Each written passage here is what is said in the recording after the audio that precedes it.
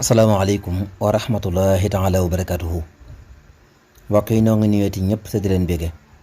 tey baalu xaq ñëpp te di leen baal di ñaanal ñëpp jàmm di ñaan Cheikh Mouhamadul Mountakha mu yàgg fi lool te wér ci barkeb Cheikh Ahmadul Xaddim ba tey ñoo ngi ñëwaat ci kàddu yi nga xam ni Serigne Moustapha Mbacké Doyoly jàllale na ko comme noonu yi kon danañ ci xamee ni ndakate yoo Fallou Galass Sylla moo ngi ameew fit ak sañ-sañ yëkkati kàddu ba nga xam ne kilifaam googi mu àndal yëkkati na ko muy Serigne Moustapha Mbacké Doyoly si Moustapha am nañ mbett lool ci yow mu rëy moo xam ni la tax mooy dangaa wax kàddu yu bari jar ko fa Serigne Saliou si Moustapha li ma lay laaj mooy ba Cheikh Béthio dund anaga foo newoon ak ban vidéo nga may indil teg ko boo xam ni ba Cheikh Béthio dund demoon nga fa seede fa kàddu yu mel nii ak fan la woon booba du wax nga léegi ba wax ne 83 ba fàttaliku njàpp na la ak ndook ak nag yi daan fa séddale wax ko rek nga am ak Cheikh Béthio la tax dundaloo ko ba Cheikh Béthio dund nga bëgg ko dundal ginnaaw Cheikh Béthio loolu mënta nekk. kon suñ Moustapha yaag sa délégation am na loo leen làq ca ginnaaw loo leen ginnaawal loo xam ni waxagu leen ko. ñoom nag ñu muslante ñoom xel lan ndax xam na néewuñ ci dëgg ba tax na ñoom yor seen site boo xam ni mboolem ko ñëw dana la dékk micro koo xam ni am nañ yaakaar bu wér ni Touba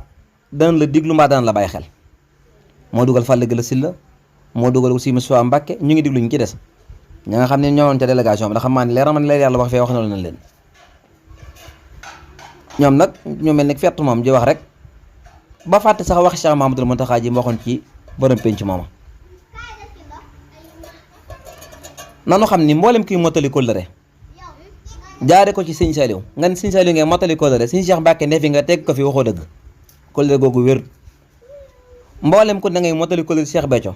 njabootu boppam gi mu meññal boppam ne fi sëñ Saliou cun jiite leen nga ne jaaroo ko ci moom di ko jaar faneen kóllëre googu wér waa xanaa kon yow si Moustapha waa kon Fallou Galass Sylla yéen ñi mottali kóllëre Cheikh Béthio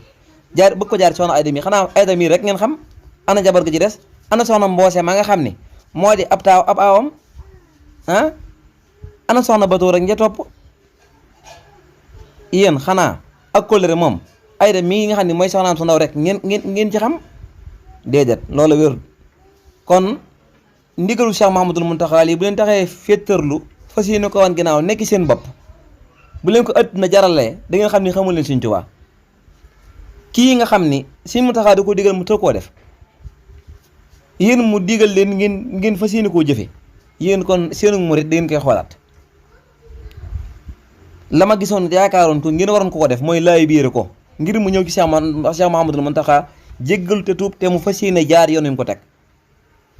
waaye Cheikh Moustapha bette nga lool te yaakaaruma te da nga orienté kenn ci yoonu murit ndax jàdd gu rëy te ànd kook sa délégation ñoo ngi ñaan Cheikh Mouhamadoul Mountakha mu yàgg fi loolu te wér ci barkeb Sëñ Tuubaa